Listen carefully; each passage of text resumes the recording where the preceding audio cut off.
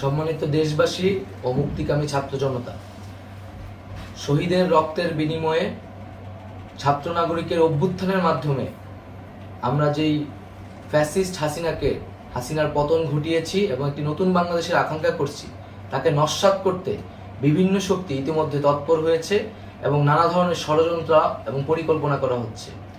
আমরা মুক্তিকামী ছাত্র জনতার পক্ষ থেকে স্পষ্টভাবে বলতে চাচ্ছি যে এই বাংলাদেশকে ফ্যাসিবাদী রেজিম থেকে মুক্ত করার জন্য এবং একটি নতুন বাংলাদেশ, জনগণের বাংলাদেশ প্রতিষ্ঠার জন্য সকল ধরনের ষড়যন্ত্রকে নস্যাৎ করার জন্য, প্রতিহত করার জন্য বাংলাদেশের ছাত্র জনতা কিন্তু সদা প্রস্তুত রয়েছে।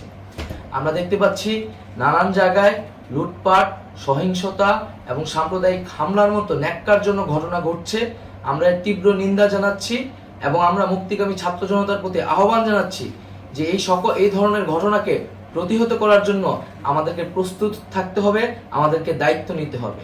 কেউ যাতে এই আন্দোলনকে নস্যাৎ করার জন্য এই ধরনের ঘটনা ঘটানোর সুযোগ না পায়, সেদিকে আমাদের সদা সতর্ক থাকতে হবে। আমরা আরো দেখতে পাচ্ছি যে রাষ্ট্রপতি গতকাল বলেছিলেন যে অনতিবিলম্বে তিনি জাতীয় সংসদ বিলুপ্ত করবেন, কিন্তু আমরা এখনো দেখছি যে একটি অভ্যুত্থানের পরেও এই ফ্যাসিস্ট হাসিনার জাতীয় সংসদ রয়ে গেছে।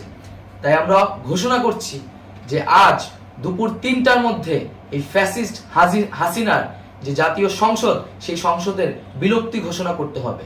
যদি আজ বিকাল ৩টার মধ্যে এই জাতীয় সংসদের বিলুপ্তির ঘোষণা না আসে, তবে আমরা কঠোর কর্মসূচি দিতে বাধ্য থাকব।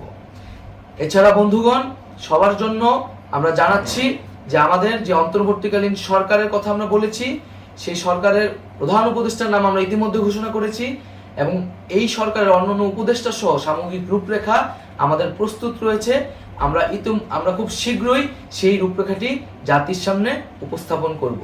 আমরা বাংলাদেশে স্থিতিশীলতা চাচ্ছি, সমাজে ন্যায় বিচার চাচ্ছি, সেজন্য কার্যকর পদক্ষেপ নিতে হবে এবং তার প্রথম পদক্ষেপটি হতে হবে এই জাতীয় সংসদ ভেঙে দেওয়া।